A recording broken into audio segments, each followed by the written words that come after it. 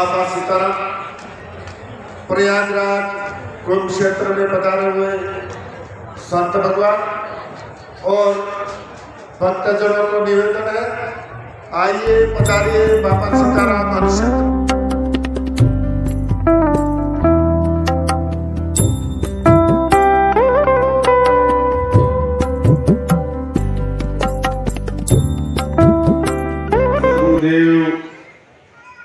બજરંગદાસ બાપા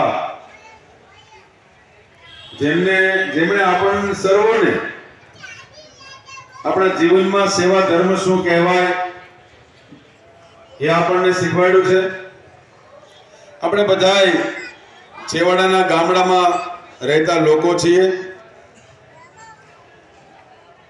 બાપજીને હિન્દીમાં સમજ પડે એટલે હું હિન્દીમાં। गुरु महाराज ने ये काम कैसे करवाया, बार बार बोलते थे। जब भी बिटिया मिलती थी, एक सैनिक स्कूल बनाना है, 2000 बिटिया वहाँ डिफेंस की तालीम मिलेगी। एक बार क्या हुआ कि मेरे ऊपर फोन आता है संघ में से, आरएसएस में, कि आप मंजी भाई पटेल के लड़के बोल रहे हैं। मैंने कहा हाँ बोल रहा हूँ, और गुजरात क्षेत्र में करनी है। तो मोदी साहब ने तुरंत ही बोला कि आपको अगर सैनिक स्कूल करनी है, गुजरात क्षेत्र में करनी है, तो आप मंजी दादा से मिलिए। तो गुरु महाराज की कृपा के माध्यम से क्या हो सकता है, उनका तो विचार था ये। तो वो लोग आए, बात किया, तो पिताजी को लगा कि ये लोग को सैनिक स्कूल तो ये खोल रहे हैं, लेकिन ये लड़कों के लिए खोलने की बात है। बोले भाई मैं तो सैनिक स्कूल खोलना चाहता हूँ, लेकिन सिर्फ लड़कियों के लिए, बेटियों के लिए। फिर वो लोग सोच में पड़ गए।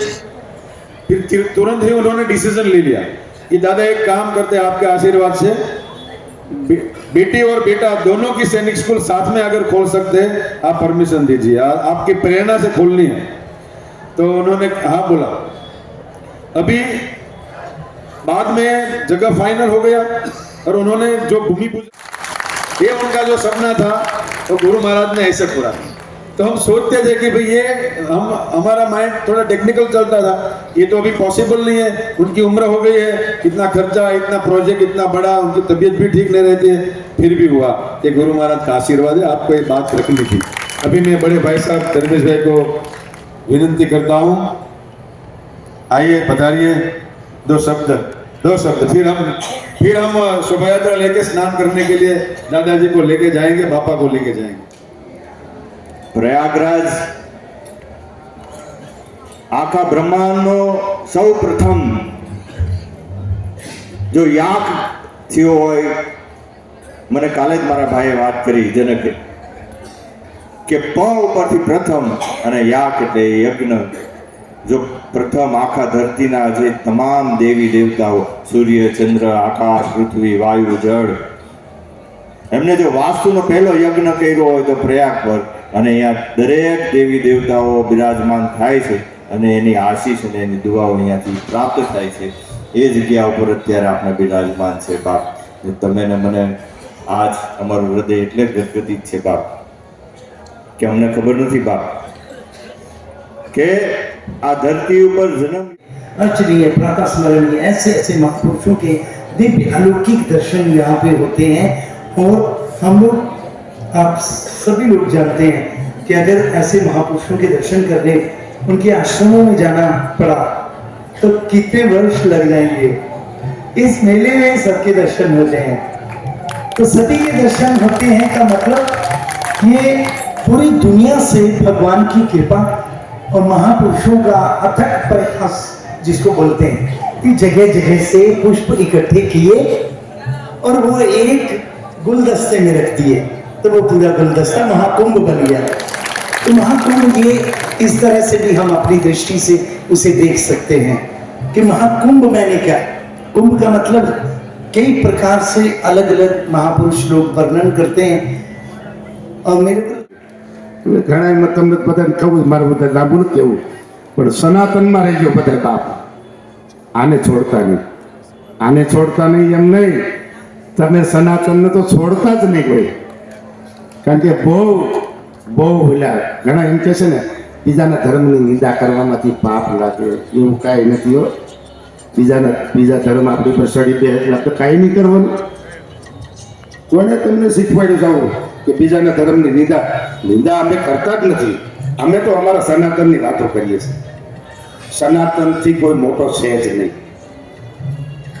છે કોઈ ધર્મ છે, બધા આમાંથી નીકળ્યા છે. પછી મારા દીકરા મોટા થતા જાય ખબર નહીં, પછી માથે બે કરે બધા. પણ મનજી દાદાનો એવો વિચાર હતો કે પોતાને મહામંડલેશ્વર બનાવી અખાડામાં. મેં કીધું ભાઈ આ મંડલેશ્વર બનશે તો બનાવવા જ પડશે. કારણ કે મનજી દાદાનો આદેશ હતો મારી ઉપર કે આપણે પોતાને મહામંડલેશ્વર બનાવી. અને હિન્દુસ્તાનમાં આપણા વૈષ્ણવ સંપ્રદાયમાં અમારા રામાનંદી અખાડા લગભગ 700 મહામંડલેશ્વરો છે. અને ધર્મેશભાઈ અને સન્યાસીઓના અલગ तो एक पर वो महामंडल हमारे सनातन की ताकत है और ये अखंडता है। वो लोग कहते हैं हम सनातन को मिटा देंगे, सनातन को मिटा देंगे। अरे महाराज जोर लगा करके देख लो, तुम में क्या तुम्हारे बाप के बाप में भी ताकत नहीं होगी जो सनातन को मिटा सको। सनातन को मिटाने की बात करते हो? अरे महाराज हम सनातनी वो हैं। हमारे भारतवर्ष के सारे लोगों की बात छोड़ दो, हमारे गुजरात के काठियावाड़ी केवल मावा खा करके थूकने लग जाए तो पाकिस्तान बह जाए, केवल काठियावाड़ी। दूसरों की बात छोड़ दो। ये हमारे सनातन धर्म की इतनी बड़ी विख्यात ताकत है। हमारे सनातन की वो धर्म ध्वजा बजरंगबली ने विदेश लंका में जाकर के राम जी का महाराज ध्वजा गाड़ दिया था, वो सनातन था। और रावण इतना प्रखंड विद्वान होने के बाद भी मेरे राघवेंद्र सरकार के सामने क्यों झुक गया? क्योंकि मेरे हनुमान जी भूल जा, 5 ही मिनट काफी होगा।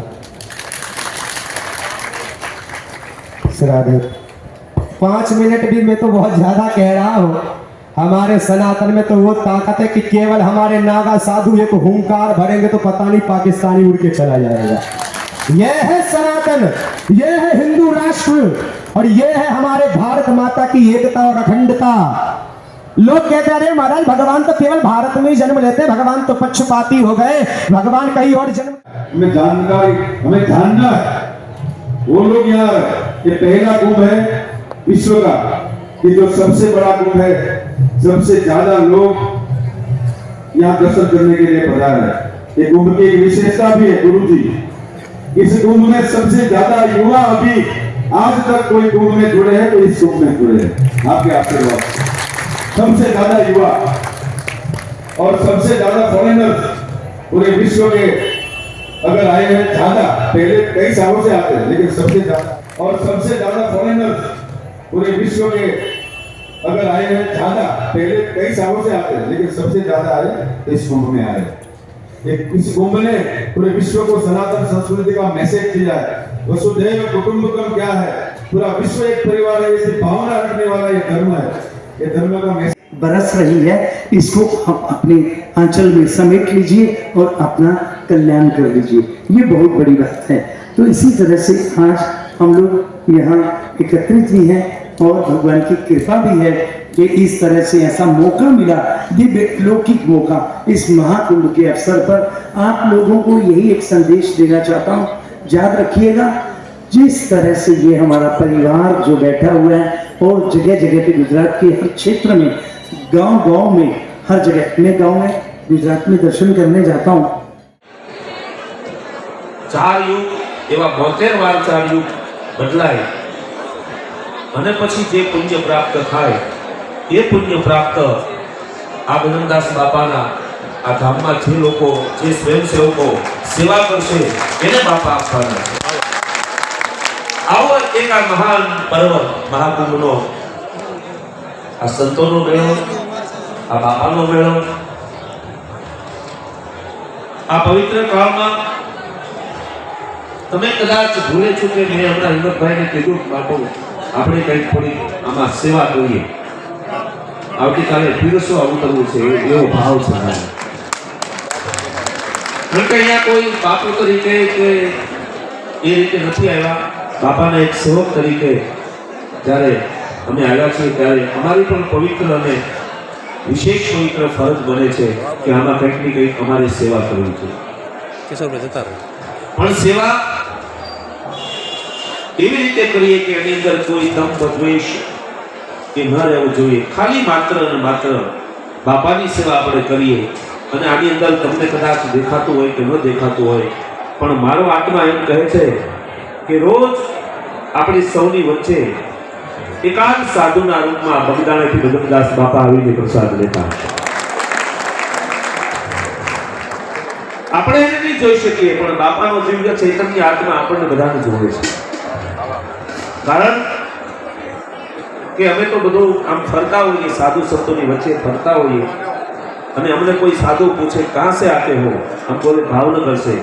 अरे वो बगदाने वाले भजनदास बापा के गांव से आते हो, એમ માનીને અમને ભેટી પડે. ત્યારે આવા મહાન પર્વમાં કરોડો જન્મોના કંઈક પુણ્ય ભેગા થયા હશે તો જ તમે આ મહાન પર્વમાં પ્રયાગરાજમાં આવી શકો. એટલે અહીંથી કંઈક પુણ્ય કમાઈને જઈએ આપણે સૌ. બાપાની કૃપા આપણા પર અવિરત વરસતી રહે અને ખૂબ બાપા આપણા સૌ પર મહેનત કરે. મેં તો હમણાં કિશોરભાઈને અને આ સ્વયંસેવકોને બધાની વચ્ચે મેં કીધું આ વર્ષે કથાનો યોગ ન આવી શક્યો, બધી તૈયારી પૂર્ણ હતી, પણ છતાંય મારા માતુશ્રી એ રામશરણભાઈના અને વ્યવસ્થાના અહીંયા પણ અભાવે કથા ન થઈ શકી. એમાંય કંઈક બાપાની કૃપા હોય. અને જે થાય છે એ બધું સારા માટે થાય છે. એક નાનું એવું દૃષ્ટાંત આપું. એક રાજા અને પ્રધાન એ બંને શિકારે ગયા. હિંમતભાઈ, તેમાં રાજાને દાંતણની સોટી આમ નજરે ચડી એટલે ઘોડા પરથી નીચે ઉતરી અને મ્યાનમાંથી કટાર કાઢીને જ્યાં પેલું દાંતણ આમ કાપવા ગયા એટલે એનો અંગૂઠો કપાઈ ગયો. એટલે પ્રધાનજી આવજે, પ્રધાનજી દોડતો આવ્યો, કપાઈ ગયો છે. સિપાહીઓને કઈ માને પૂરી દો જેલમાં. પ્રધાનને જેલમાં પૂર્યો એટલે પ્રધાનજી ત્યાં પણ બોલ્યો કે મારા જે થાય એ સારા માટે. એ 2-3 દિવસ ગયા અલ્લુભાઈ, અને રાજા, પ્રધાન તો જેલમાં છે, રાજા એકલા શિકારે ગયા એટલે કોઈ આદિવાસીઓ એ માનતા રાખેલી કે અમારા રાજાને ત્યાં પુત્ર થાય તો હે માતાજી અમે તમને એક મનુષ્યની એક નર બલિ ચડાવીશું. અને રાજા પકડાઈ ગયા. રાજાને પકડીને એ માતાજી પાસે લઈ ગયા અને તલવાર આમ ઊંચી કરી જ્યાં આનું મસ્તક જુદું કરવા ગયા ત્યાં કોઈ ડાયો માણસ એમ કીધું ભાઈ આપ જરાક જોવો તો ખરા, મૂર્તિ ખંડિત તો નથી ને. એ તપાસ કરી તો એક અંગૂઠો કપાઈ ગયેલો કે તો ખંડિત મૂર્તિને માતાજી એનો ભોગ ન લે, જવા દેવાનો. એ રાજા ત્યાંથી જતો રહ્યો અને પછી માઇન્ડમાં આવ્યું કે પેલો પ્રધાન કહેતો હતો એ બહુ સારું કે જે થાય એ સારા માટે. જો આજે મારો અંગૂઠો કપાઈ ગયેલો ન હોત તો કદાચ આજ મારી ગરદન કપાઈ જાય. એમ કરીને એ રાજા પોતાના દરબારમાં આવ્યો, પેલા પ્રધાનને મુક્ત કરો. એ પ્રધાનને બોલાવ્યો કે પ્રધાનજી તે કહ્યું હતું કે જે થાય એ સારા માટે, મારા માટે તો આ સારું થયું, નહીં તો હું બચી ન શકતો. પણ તને મેં જેલમાં પૂર્યો ત્યારે તું એમ બોલ્યો કે જે થાય એ સારા માટે, તો એનું શું કંઈક મહત્વ છે? ત્યારે પેલો પ્રધાનજી કે મહારાજ તમે એકલા શિકારે જાઓ કે ન જાઓ, મને ગમે ત્યારે તમે સાથે લઈ જતા ને કે હા, જો તમારી સાથે આજે હું હોત તો તમે ખંડિત હતા, હું ક્યાં ખંડિત છું? તમારી બદલીમાં મારું મસ્તક ધરથી જુદું થઈ જાય. એટલે જે થાય એ સારા માટે. એમ આપણે કદાચ અહીંયા આવવામાં મને પણ અગવડતા પડી છે, તમને સૌને પણ અગવડતા પડી હશે, પણ એમાં કંઈક અને કંઈક ભગવાનની અને બાપાની કૃપા હશે એટલે જ આપણા ઉપર આવી. અને ઘણીવાર સંતો આપણી કસોટી કરે છે, એવી કસોટી કરે કે આપણે આમ કોઈ દિવસ સપને વિચાર્યું ન હોય એવી કસોટીઓ થાય. તમે કદાચ મને એક વયોવૃદ્ધ સાધુ પાસેથી બાપાનું એક દૃષ્ટાંત સાંભળ્યું. બાપાની સાથે રહેલા અને બાપાના ગામ લાખણકા ગામમાં મારો સત્સંગનો કાર્યક્રમ ને ત્યાં એક સાધુએ મને આ વાત કરેલી. બાપાની સાથે રહેતા એને મને કહ્યું બાપુ એ વખતે કઈ આવી દિવાલ નહીં, કોઈ મોટો આશ્રમ નહીં, અને હું અને બાપા અને 2-4 સેવકો અમે બેઠેલા પાછળ ધ્યાન મંદિરના વડલે. એમાં બાપા અચાનક ઊભા થયા, ત્યારે લાઈટ નહીં આશ્રમમાં, અને પેલી બત્તી હતી બેટરી, એ બેટરી ઊભા થઈ પાછળ બાપાએ આમ ઘા કરી દીધો. આ બની ગયેલી વાત. એટલે ઓલા સેવકોને એમ થયું કે આ બાપા આ શરૂ બેટરીને આમ ઘા કરી દીધો, આ કઈ લીલા હશે? અને બેટરીનો ઘા કરી બાપા બેસી ગયા. અડધો પોણો કલાક થયો એટલે 2 મોટર પેલું રાજદૂત એ વખતે હતું એ લઈને આવ્યા અને બાપાની એની બેટરી બાપાના ચરણમાં મૂકી દીધો. બાપા તમારી બેટરી. એટલે ઓલા સેવકો આશ્ચર્યમાં પડી ગયા, બાપા તમે આમ ઘા કર્યો તો ના અહીંયા કેમ લઈને આવ્યા? ત્યારે પેલા માણસોએ કહ્યું કે અમે આવતા હતા ને રાળગોમની પેલા નળ હતી અને એમાં બરાબર અમે આવ્યા જો આ બાઇકની આ મોટરસાઇકલની આ લાઇટ હતી ને એ ઉડી ગઈ. ચારે બાજુ અંધારું, કે જવાનો માર્ગ સૂચે નહીં. અને અમે બાપાને પ્રાર્થના કરી હે બાપા અમે તમારા દર્શને આવીએ છીએ, ગાડીમાં લાઈટ ઉડી ગઈ છે, કંઈ કૃપા કરજો. તમે ખાલી આટલું બોલી રહ્યા ત્યાં કોઈ સાધુ આવીને અમારા હાથમાં બેઠી હતી, ખાલી આ બેઠી બગદાણ આવતા. તો આવા એક બાપા સમર્થ મહાપુરુષ, અને એના આપણે સૌ, આપણને તો આમ છાતી ગદગદ થાય કે એના સેવકો છીએ, આપણે બજરંગદાસ બાપાના સેવકો છીએ. તો એવું આ બાપાનું ધામ, એમાં હજારો રોજના કેટલા પ્રસાદ લે છે, 7, 8, 10,000 આટલા લોકો પ્રસાદ લે છે. અને બાપાનું તો એક પ્રસિદ્ધ ભજન છે ને કે હરિહરની જાગલો મોટી બગદાણાની રામ રોટી, હરિ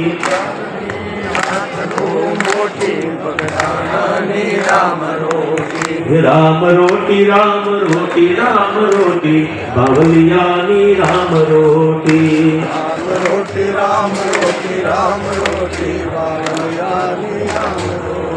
એ હરિહર મૂકી અને એક અને માત્ર એક જ લક્ષ્ય કે અમારે બજરંગદાસ બાપાના આ અનુક્ષેત્રમાં સેવા કરવા જોઈએ છે. એટલે આ સ્વયંસેવકો માટે એકવાર જોરદાર તાળીઓ અને ફરીવાર બાપાને પ્રાર્થના કરી કે અમને આ સેવકોને આવીને આવી સેવાઓ આપતા રહે છે.